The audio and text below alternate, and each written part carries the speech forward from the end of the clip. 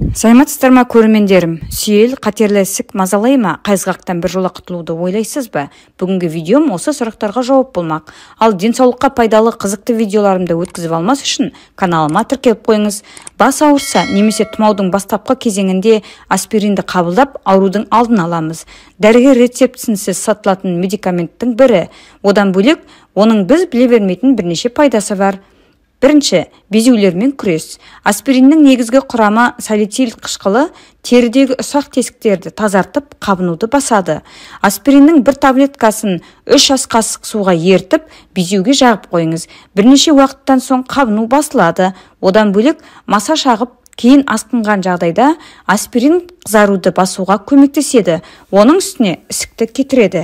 Екінші, қатерлі ісікке қарсы. Қатерлі ісік жасушалары барлық адамда бар. Ол кез келген ағзаның жасушасында кездесуі мүмкін. Қанда олар тромбтарға жабысып алып, сол аймақта өседі. Дегенмен, салицил қышқылы тромбоциттерге бір-біріне жабысып қалуына мүмкіндік бермейді. Осылайша қатерлі ісіктің алдын алады. Оксфорд университетінің зерттеушілері аспиринді аз мөлшерде 75 мг 5 жыл бойына күнделікті қабылдау рак ауруының туындауын 20%-ға азайтатынын дәлелдеген. Үшінші, сүйелді кетіреді. Сүйелді кетіру үшін аспириннің 3 таблеткасын ұнтақтап, оны 1 ас қасық лимон шырыны мен 2 ас қасық сумен араластырасыз. Пайда болған пастаны сүйелге жағып, жабыстырғышпен, пластырмен бекітіп, 1 күн ұстау керек. Осылайша сүйелден арылуға болады. Төртінші, қайызғақтан бір жола құтылуға көмектеседі.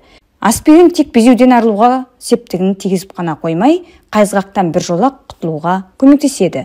Сол себепті көптеген сусабынның құрамына кіреді.